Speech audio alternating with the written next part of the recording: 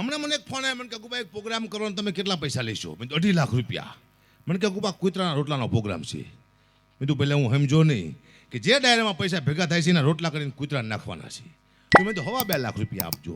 મને કે ગુબા તમને કૂતરામાં ખબર ન પડતી કે શું?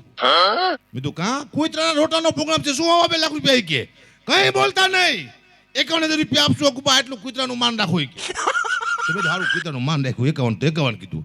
ટૂંકમાં અમે કૂતરાનું મુકતા જ તમે જોઈ લીધું ને, ગમે લઈ લીધી. મુકતા જોઈ તમે? મુકતા જ કોઈનું, કૂતરાનું તો કૂતરાનું. પછી 51,000 રૂપિયા નક્કી કર્યા. હું પ્રોગ્રામમાં ગયો, સ્ટેજ માથે બેઠો તો મારી સામે 2 કૂતરા બેઠા હતા. એક કૂતરાએ બીજા કૂતરાને પૂછ્યું તું આને ઓળખેસ? બીજો કૂતરો કે હા. આ કોણ છે? કે આપણામાં જે ભાગ પડાવવા માટે આવ્યો ઈ આપણે 50,000 લઈ ગયો ઈ. પછી 50,000 રૂપિયા મને આપ્યા તે. હું ખાંડ, ઘઉં, તેલ, ચોખા, ગોળ આવું લાવીને મેં ઘરે આપ્યું. પણ 15 દિવસ સુધી મારા પરિવારને હું બાજ્યો બહુ કે મારું પરિવાર મને કે તમારો સ્વભાવ છે કૂતરા જેવો થઈ ગયો. કૂતરાનું ખાઈ જાય એટલે કહેવાનો મુદ્દો કોનું ખાવું મહત્વનું બને સાહેબ, તમારો સ્વભાવ ફેર પડી જાય.